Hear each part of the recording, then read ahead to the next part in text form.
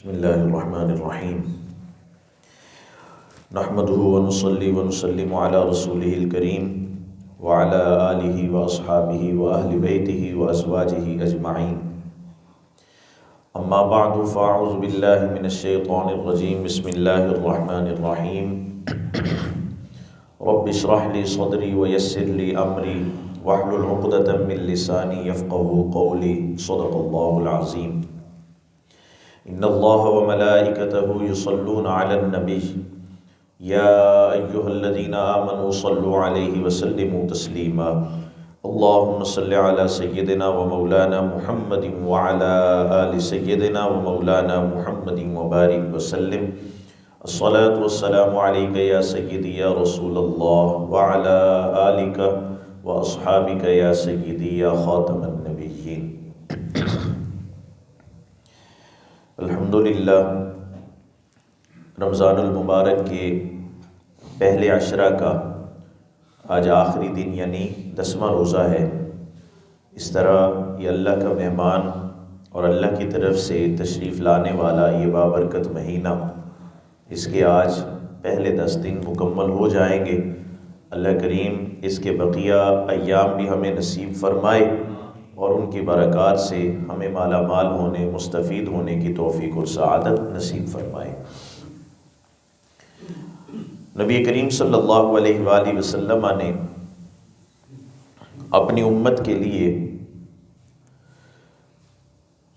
ایسی عظمتیں اور ایسی شفقتیں اور ایسی محبتیں عطا فرمائیں کہ جو فرائض ہیں، جو ذمہ داریاں ہیں جن کو اختیار کرنا لازمی ہے، ان کی بھی مکمل رہنمائی حضور اکرم صلی اللہ علیہ وآلہ وسلم نے فرما دی، اور ان کی خصوصیات اور ان کی برکات کے متعلق بھی ہماری رہنمائی کر دی گئی۔ اور اس کے ساتھ ہی ساتھ نبی کریم صلی اللہ علیہ وآلہ وسلم نے اس امت کے لیے تھوڑے سے وقت میں بہت سارے اجر و ثواب کے حصول کے لیے کچھ وظائف، کچھ کلمات حضور پاک صلی اللہ علیہ وسلم نے تلقین فرمائے۔ جب ان کو پڑھا جائے اور ان سے برکت حاصل کرنے کے لیے اللہ کی بارگاہ میں اپنا دامن پھیلا دیا جائے تو اللہ کریم کرم فرماتا ہے، اور جن کلمات کے متعلق حضور اکرم صلی اللہ علیہ وآلہ وسلم نے وعدہ فرما لیا، اس میں بشارت کے حوالے سے، خوشخبری کے حوالے سے، اجر و ثواب کے، برکت کے حوالے سے یا کسی اور مقصد میں کامیابی کے حوالے سے نبی اکرم صلی اللہ علیہ وسلم نے جو وعدے فرما لیے، اللہ اپنے کرم سے اپنے حبیب کے ان وعدوں کو بھی حبیب کی امت کے حق میں پورا فرماتا ہے۔ پہلی حدیث پاک ہے پیش نظر، حضرت جابر بن عبداللہ رضی اللہ تعالیٰ عنہما روایت کرتے ہیں کہ اللہ کے رسول صلی اللہ علیہ وسلم نے ارشاد فرمایا، افضل الذکر لا الہ الا اللہ وافضل الدعاء الحمدللہ۔ سب سے بہترین ذکر، سب سے افضل ذکر وہ کلمہ طیبہ ہے، لا الہ الا اللہ ہے، اللہ کی وحدانیت پر ایمان رکھنا ہے۔ اور فرمایا سب سے افضل دعا الحمدللہ، یعنی یہ کہنا ہے کہ مولا ساری تعریفیں تیرے لیے ہیں۔ اور ایک اور حدیث مبارکہ میں حضرت ابو ہریرہ رضی اللہ تعالیٰ عنہ روایت کرتے ہیں کہ اللہ کے نبی صلی اللہ علیہ وآلہ وسلم نے ارشاد فرمایا، کلمتان خفیفتان علی اللسان ثقیلتان فی المیزان حبیبتان الی الرحمن سبحان اللہ وبحمدہ سبحان اللہ العظیم۔ سیدنا ابو ہریرہ رضی اللہ تعالیٰ عنہ نبی کریم صلی اللہ علیہ وآلہ وسلم سے روایت کرتے ہیں کہ اللہ کے رسول صلی اللہ علیہ وآلہ وسلم نے ارشاد فرمایا، دو کلمے ہیں، دو کلمات ہیں، جب ان کو زبان سے ادا کیا جائے تو وہ انتہائی ہلکے پھلکے ہیں، زبان سے ادا کرتے ہوئے کوئی تکلیف اور مشقت نہیں اٹھانا پڑتی۔ ثقیلتان فی المیزان، ان کا وزن اور ان کلمات کی اہمیت قیامت کے دن جب میزان میں نامہ اعمال تولے جا رہے ہوں گے تو ان کلمات کا وزن قیامت کے دن میزان میں پتہ چلے گا کہ ان کلمات کا وزن ہے کتنا۔ حبیبتان الی الرحمن، فرمایا کہ یہ دونوں کلمات رحمان کو بھی بڑے پسند ہیں، اللہ کو بڑے پسند ہیں۔ وہ کون سے کلمات ہیں؟ سبحان اللہ و بحمدہ سبحان اللہ العظیم۔ پڑھ لیں ذرا ایک مرتبہ، سبحان اللہ و بحمدہ سبحان اللہ العظیم۔ فرمایا زبان سے ادا کرو گے تو کوئی بوجھ محسوس نہیں ہوگا، آسانی سے ان کو ادا کر لو گے، بہت زیادہ وقت بھی نہیں لگے گا۔ لیکن جب اللہ کے ذکر کی نیت سے اور اللہ کی تسبیح بیان کرتے ہوئے، اللہ کی حمد و توصیف بیان کرتے ہوئے ان کلمات کو اس نیت سے جب تم پڑھ رہے ہوگے، اللہ کی بارگاہ میں ان کا اجر لکھا جا رہا ہوگا، فرشتے اس کو نوٹ کر رہے ہوں گے، اور جب نامہ اعمال کا وزن ہوگا تو ان کا بھی اچھا خاصا وزن ہوگا۔ جب میزان میں رکھا جائے گا تب اندازہ ہوگا کہ ان ہلکے پھلکے کلمات کا وزن اللہ کے ہاں کتنا ہے۔ حضرت جابر رضی اللہ تعالیٰ عنہ بیان کرتے ہیں کہ نبی اکرم صلی اللہ علیہ وآلہ وسلم نے ارشاد فرمایا، من قال سبحان اللہ العظیم و بحمدہ غرست لہ نخلۃ فی الجنہ۔ فرمایا کہ جس نے ایک مرتبہ سبحان اللہ العظیم و بحمدہ یہ کلمات پڑھ لیے، اللہ رب العزت کی طرف سے اس کے لیے جنت میں کھجور کا ایک درخت لگا دیا جاتا ہے۔ آپ سنتے ہو نا کہ سبحان اللہ کہو جنت میں درخت لگ جائے گا، وہ یہ حدیث مبارکہ ہے۔ کلمات کون سے ہیں؟ سبحان اللہ العظیم و بحمدہ، یہ کلمات جس نے پڑھے تو اس کے لیے جنت میں کھجور کا ایک درخت لگا دیا جاتا ہے۔ سیدنا ابو ہریرہ رضی اللہ تعالیٰ عنہ اس حدیث پاک کو روایت کرتے ہیں کہ ان رسول اللہ صلی اللہ علیہ وآلہ وسلم قال، اللہ کے پیارے رسول صلی اللہ علیہ وآلہ وسلم نے ارشاد فرمایا، من قال، جس نے پڑھ لیا سبحان اللہ و بحمدہ فی یوم 100 مرۃ، ایک دن میں 100 مرتبہ جس نے سبحان اللہ و بحمدہ یہ کلمات پڑھ لیے، حطت خطایاہ وان کانت مثل زبد البحر۔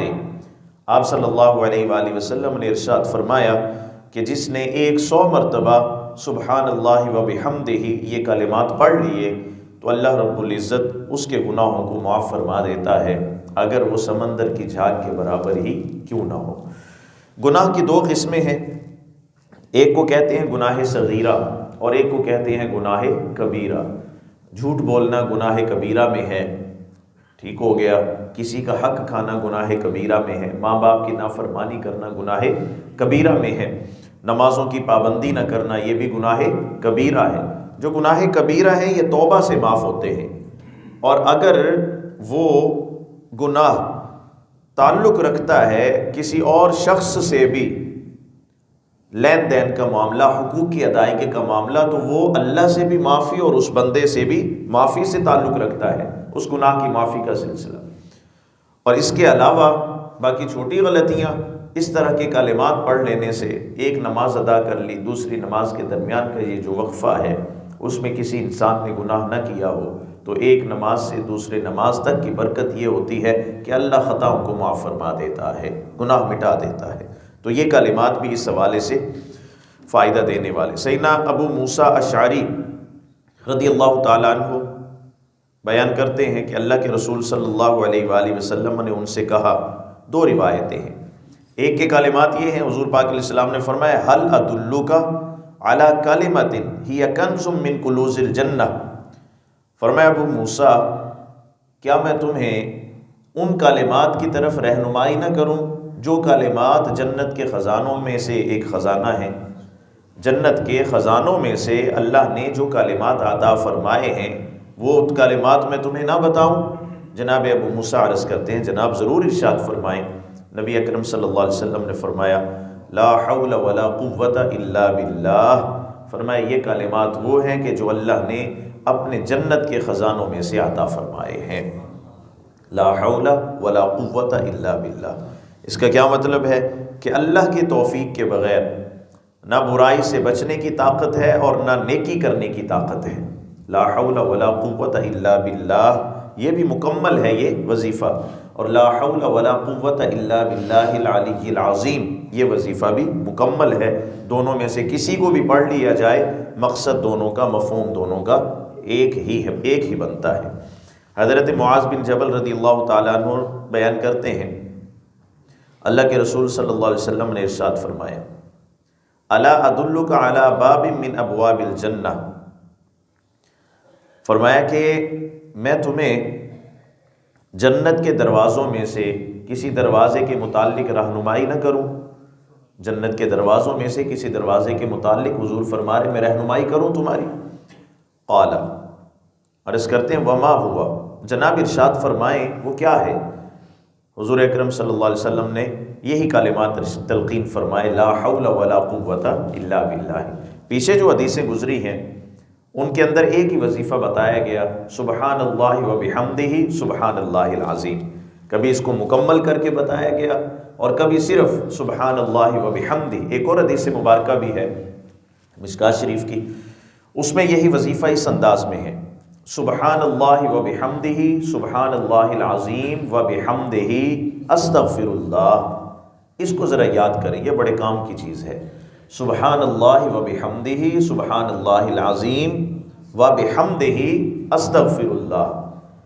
اس میں تعلیم یہ ہے، حضور پاک صلی اللہ علیہ وسلم نے ارشاد فرمایا کہ جس شخص پر قرض کا بوجھ ہو اور معاشی پریشانی میں مبتلا ہو، اسے چاہیے کہ فجر کی نماز کے لیے وہ جلد بیدار ہو، سنتیں ادا کر لے اور فرضوں کی ادائیگی تک وہ 100 مرتبہ یہ کلمات پڑھ لے، پوری ایک تسبیح، سبحان اللہ و بحمدہ سبحان اللہ العظیم و بحمدہ استغفر اللہ۔ پہلے وہی کلمات ہیں جو ہیں عام طور پہ سب کو تقریباً آتے ہوتے ہیں، سبحان اللہ و بحمدہ سبحان اللہ العظیم، اضافہ اس میں صرف یہ ہے و بحمدہ استغفر اللہ، ان کلمات کا اضافہ ہے 100 مرتبہ سنت اور فرضوں کے درمیان، سنت کی ادائیگی کے بعد فرضوں کی ادائیگی سے پہلے ان کو پڑھ لیا جائے 100 مرتبہ۔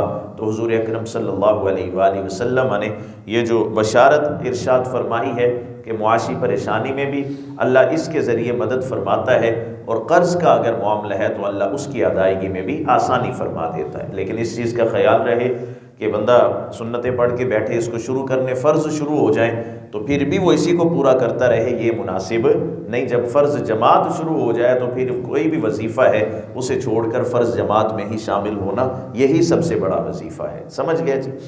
یہ پہلے 4-5 احادیث میں یہ بات آئی، سبحان اللہ و بحمدہ سبحان اللہ العظیم، اور اب جو احادیث بیان ہو رہی ہیں ان میں ہے لا حول ولا قوت الا باللہ۔ ان کلمات کے متعلق حضور پاک علیہ السلام کی یہ 2 فرامین سامنے آئے۔ پہلی بات تو یہ سامنے آئی کہ اللہ نے یہ کلمات جنت کے خزانوں میں سے عطا فرمائے ہیں۔ دوسری چیز کہ جنت کے دروازوں میں سے کوئی بھی دروازہ نصیب ہو جاتا ہے کہ جو شخص اپنی زندگی میں ان کلمات کی پابندی کرتا رہا۔ اچھا، اس کے بعد حضرت ابو الدرداء رضی اللہ تعالیٰ عنہ روایت کرتے ہیں کہ اللہ کے رسول صلی اللہ علیہ وسلم نے ارشاد فرمایا، من قال، جس نے پڑھا، اذا اصبح و اذا امسا، صبح کے وقت اور شام کے وقت، کیا پڑھا؟ حسبی اللہ لا الہ الا ہو علیہ توکلت وہو رب العرش العظیم۔ فرمایا 7 مرتبہ جس نے یہ کلمات پڑھے، یہ سورہ توبہ کی آخری آیہ مبارکہ کا آخری حصہ ہے، کفاہ اللہ ما اہمہ صادقا کان او کاذبا۔ فرمایا کہ حضور اکرم صلی اللہ علیہ وآلہ وسلم نے ارشاد فرمایا کہ یہ کلمات اس کے لیے کفایت کریں گے، اس کے لیے کافی ہو جائیں گے جس نے 7 مرتبہ آیہ مبارکہ کا یہ حصہ پڑھ لیا، 7 مرتبہ صبح کو اور 7 مرتبہ شام کو۔ کیا پڑھا؟ حسبی اللہ لا الہ الا ہو علیہ توکلت وہو رب العرش العظیم۔ حضرت ابو سعید خدری رضی اللہ تعالیٰ عنہ بیان کرتے ہیں، اللہ کے رسول صلی اللہ علیہ وسلم نے ارشاد فرمایا، استکثروا من الباقیات الصالحات، فرمایا کہ باقی رہنے والی جو نیکیاں ہیں وہ زیادہ سے زیادہ جمع کرو، باقی رہنے والی نیکیاں زیادہ سے زیادہ جمع کرو۔ یہ قرآن پاک کی 15ویں پارے کی آیت مبارکہ بھی ہے، المال والبنون زینۃ الحیات الدنیا والباقیات الصالحات، کہ فرمایا مال اور بیٹے اولاد یہ دنیا کی زینت ہے، یہ دنیا میں رہ جانا ہے. والباقیات الصالحات خیر عند ربک ثوابا وخیر عملا. باقی جو رہنے والی چیزیں ہیں وہ نیکیاں ہیں، اور باقی رہنے والی نیکیاں جہاں فرائض کی پابندی ہے، دیگر معاملات کی پابندی ہے، وہاں یہ چیز بھی ہے. حضور اکرم صلی اللہ علیہ وسلم نے فرمایا، قیل عرض کی گئی حضور سے کہ جناب باقی رہنے والی نیکیاں کون سی ہیں؟ قال حضور پاک علیہ السلام نے فرمایا التکبیر اللہ اکبر. یہ کلمات زبان سے کہتے رہنا، عادت بنا لیں. بلندی کی طرف چڑھ رہے ہوں، ایک سٹیپ بھی آپ نے اوپر جانا ہے، ایک زینہ اوپر چڑھنا ہے، تو زبان سے کہہ دیں اللہ اکبر اللہ اکبر. اوپر کی منزل میں جانا ہے گھر کی، ہر سٹیپ پر پڑھتے جائیں اللہ اکبر اللہ اکبر اللہ اکبر. جب نیچے آ رہے ہوں تو پڑھتے آئیں سبحان اللہ سبحان اللہ سبحان اللہ. یہ رسول پاک صلی اللہ علیہ وسلم نے تعلیم فرمائی. فرمایا کہ تکبیر پڑھتا رہے جو، یہ باقی رہنے والی نیکی ہے. والتحلیل لا الہ الا اللہ، یہ کلمات جو پڑھتا رہے تو یہ بھی باقی رہنے والی نیکی ہے. اس کے بعد فرمایا والتسبیح سبحان اللہ والتحمید الحمد للہ، اور فرمایا لا حول ولا قوة الا باللہ. تکبیر پڑھے، تحلیل لا الہ الا اللہ پڑھے، سبحان اللہ پڑھے، الحمدللہ پڑھے، کلمہ طیبہ پڑھے. فرمایا یہ وہ نیکیاں ہیں جو باقی رہنے والی ہیں. یہ پڑھتے ہوئے تو ہلکی پھلکی سی محسوس ہوں گی، لیکن ان کا اجر و ثواب اللہ کی بارگاہ میں محفوظ رہے گا. جب بندہ قیامت کے دن رب کی بارگاہ میں حاضر ہوگا تو یہ اجر و ثواب اس کے نامہ اعمال میں اسے نظر آئے گا. آخری حدیث پاک حضرت کعب بن عجرہ رضی اللہ عنہ بیان کرتے ہیں کہ حضور اکرم صلی اللہ علیہ وسلم نے ارشاد فرمایا، فرض نمازوں کے بعد کیے جانے والے کچھ اذکار ایسے ہیں کہ جنہیں پڑھنے والا یا کرنے والا ناکام نہیں ہوتا ہے. جس نے تھوڑا سا وقت اب فرض کی ادائیگی کے بعد اللہ کی رضا کے لیے نکالا ہے، اللہ کے حمد و ثنا کے کلمات اپنی زبان سے ادا کیے، تو اللہ رب العزت اس کے کاموں میں برکت پیدا فرما دیتا ہے. حضرت کعب بن عجرہ اس چیز کو روایت کرتے ہیں. اللہ کے رسول علیہ السلام نے ارشاد فرمایا وہ کون سے ہیں؟ فرمایا کہ 33 ٹائمز 33 مرتبہ سبحان اللہ پڑھ لیا جائے، 33 مرتبہ الحمدللہ پڑھ لیا جائے، اور 34 مرتبہ اللہ اکبر پڑھ لیا جائے. اس کو تسبیح فاطمی بھی کہا جاتا ہے. وظائف سب اپنی جگہ. ایک بات اس حوالے سے سمجھ لیں، اس کو ہمیشہ ذہن میں رکھیں کہ میں مثال دیتا رہتا ہوں اکثر کہ ان کلمات کو جب ہم دیکھتے ہیں یقیناً ہمارا ایمان بڑھتا ہے کہ ہمارے رسول پاک صلی اللہ علیہ وسلم نے تعلیم فرمائے. بندہ کہے کہ میں نے یہ اتنا کچھ پڑھ لیا تو اب مجھے فرائض کی پابندی کی ضرورت نہیں ہے. ایسا نہیں. فرائض کی پابندی اپنی جگہ حقیقت ہے، مسلم ہے، اس کا اجر بھی ہے ادا کرنے کا، چھوڑنے کا گناہ بھی ہے، اور وہ اجر ہمیشہ شامل رہے گا، چھوڑنے کا گناہ ہمیشہ شامل رہے. فرائض میں کچھ کمی ہے تو ان کلمات کی برکت سے وہ کمی کسی اعتبار سے پوری ہو سکتی ہے. فرض ادا کیا ہو اور کمی رہ گئی ہو، فرض ادا ہی نہ کیا ہو، نہ ادائیگی والی جو کمی ہے یہ اس کو ادا کرنے سے ہی پوری ہوگی، اور کوئی طریقہ. روزہ جس نے رکھا ہے وہ چھوڑا ہے، جس نے وہ قضا کرنے سے ہی پورا ہوگا. اور 100 تسبیح پڑھ لے سبحان اللہ کی، وہ ایک روزے کے لیے کافی. یہ ان کلمات کی برکتیں اپنی جگہ ایک مسلمہ حقیقت ہیں، لیکن جو فرائض ہیں وہ ذمہ داری وہ سر پر رہتی ہے. اللہ پاک فرائض کی پابندی کے ساتھ ساتھ یہ خوبصورت تعلیمات اور کلمات جو حضور نے تعلیم فرمائے ہمیں عطا فرمائے، ان کی بھی پابندی کرنے کی اللہ ہمیں توفیق نصیب فرمائے.